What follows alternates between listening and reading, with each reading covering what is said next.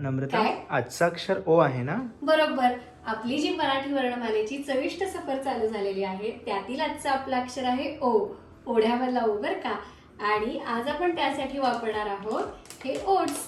आज आपण जे ओट्स वापरले आहेत रेसिपीसाठी ते आहेत योगा बारचे. हे कुठलंही पेड प्रमोशन नाहीये, सहजच मी आणलं होतं आजच्या रेसिपीसाठी, त्यामुळे शेअर करते.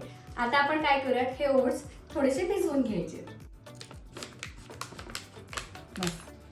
आता आपण साधारण मी इथं 1.5 वाटी घेणार आहे ओट्स. आपल्याला हे भिजवून ठेवायचे एक 5 ते 10 मिनिटं पाण्यामध्ये. हे बघा, साधारण एक 2-3 वाटी आपल्याला पाणी लागेल. भिजवून ठेवूया. भिजायला जास्त वेळ लागत नाही. आणि आपण हे जे आता पाणी घातलं होतं त्यामध्ये ते काढून घेऊयात. व्यवस्थित पाणी काढून घ्यायचं आहे आणि काही फेकून द्यायचं नाही आहे. मी शक्यतो हे जे पाणी आहे ते झाडांना वगैरे वापर. काय करूया, मिक्सरच्या एका भांड्यामध्ये मी इथं 3 मिरच्या घेतलेल्या आहेत, कढीपत्ता, त्यानंतर जिरे, यामध्ये आपण आलं पण घालू शकतो आणि आलं, कांदा, लसूण तुम्हाला जर आवडत असेल तर फ्लेवरसाठी तेही घालू शकता. आता आपण काय करू, हे मिक्सरमध्ये थोडंसं बारीक करून घेऊया. आता हे थोडंसं बारीक करून घेतल्यावर आपण काय करूया, जे ओट्स भिजवले होते ते यामध्ये घ्यायचे. ते सुद्धा असे छान बारीक करून घ्यायचे. त्याच्यामध्ये मस्त अशी आपल्याला पातळ पेस्ट करायची आहे. चवीनुसार मीठ, अगदी किंचित अशी साखर, स्किप केली तरी चालेल. तांदळाचं पीठ, हे पाव वाटी पीठ म्हणलं तरी चालेल, एका मोठ्या वाटीच्या मापाने. आणि दही बारीक करून घ्यायचं मिक्सरमध्ये. असं मिक्सर फिरवलंय बघा. आता आपण थोडं पुन्हा एकदा पाणी घालूयात. आपण हे तयार झालेले मिश्रण एका बाउलमध्ये काढून कन्सिस्टन्सी ऍडजस्ट करून घेऊया. कन्सिस्टन्सी तुम्ही बघू शकता.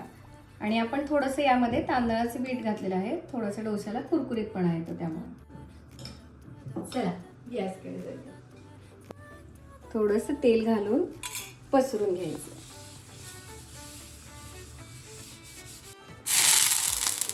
तवा आपला तयार आहे डोश्यासाठी.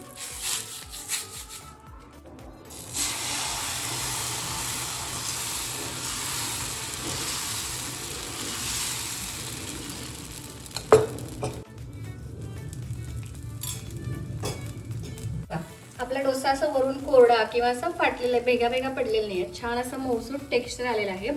ते आपण जे व्यवस्थित पाणी घातलंय आणि आपली कन्सिस्टन्सी व्यवस्थित आहे त्यामुळे हे असं छान असं टेक्स्चर आलेलं आहे.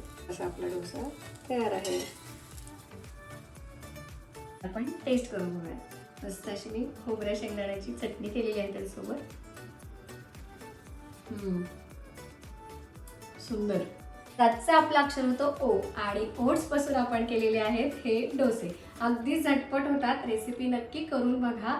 आणि तुम्हाला जर ही मराठी वर्णमालेची चविष्ट सफर माझ्यासोबत कंटिन्यू करायची असेल तर तुम्ही यूट्यूबवर नक्की मला सबस्क्राईब करा आणि इंस्टाग्रामवर फॉलो करायला विसरू नका. धन्यवाद.